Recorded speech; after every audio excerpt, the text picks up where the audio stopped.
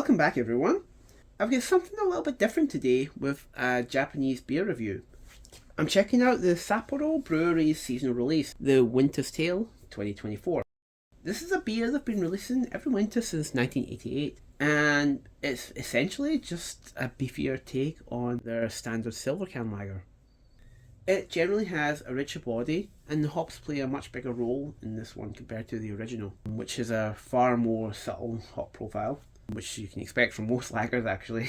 This is also canned at 5.5% ABV, which is actually higher than the standard silver can, which is, I believe, only 5% ABV.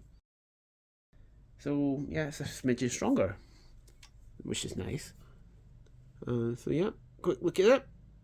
So as I say, since 1988. Okay, so let's crack this open and see what we're working with. Alright, so let's pour it out.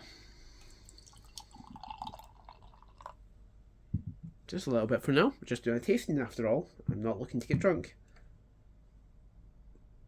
Alright, so if we can see here. Oh, we can see here. There we go. It's got a nice bright golden colour. So, you know, typical lager colour. Head was quite foamy.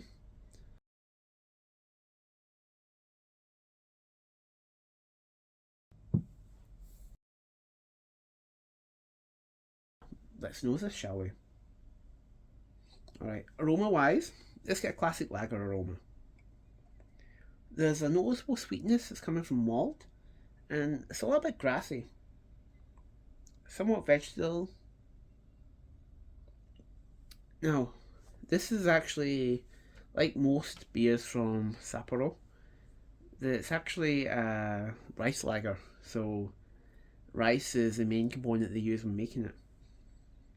And what you find with a lot of rice lagers is a slightly floral element as well to it, and I think it's got that as well. Yeah, it's also a bit vegetal as well. I'm guessing they're coming from the hops. It's a bit subtle, but it's adding some complexity to it. There's also like a light caramel note I'm getting. It's running out quite nicely.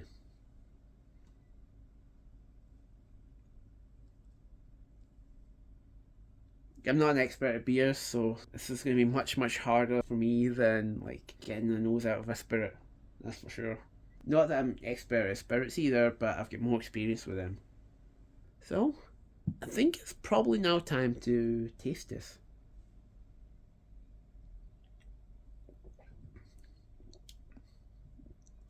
That's nice. It's very clean and refreshing.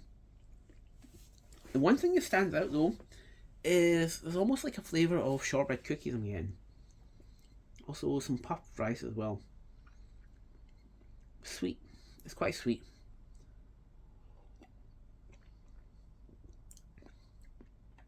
There's a very slight bready quality as well I'm getting. And a little bit of fruit. I would say the fruit is probably pear.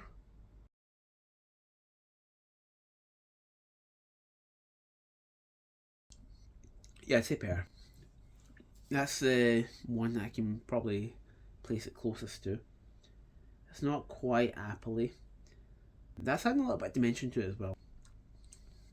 And even though it's sweet, there is that hop vegetal note that's coming through as well. Some bitterness that's actually giving it some quite nice balance, which is quite nice to see.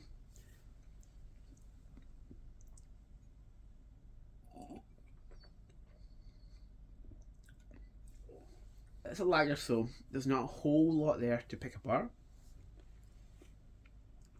You get into the finish now. Finish is short, it's clean. There's a lingering sweetness, but I wouldn't say there's much else there. A little bit thin at the end. It's a mass-produced lager. Wouldn't expect anything more. It is what it is. But anyway, I'd say it's a smooth, easy drinker, and that higher ABV, it does actually feel a little bit beefier than your typical Sapporo lager. And I can see this pairing well with some like fried chicken. That'd actually be really nice to have with it. Anyway,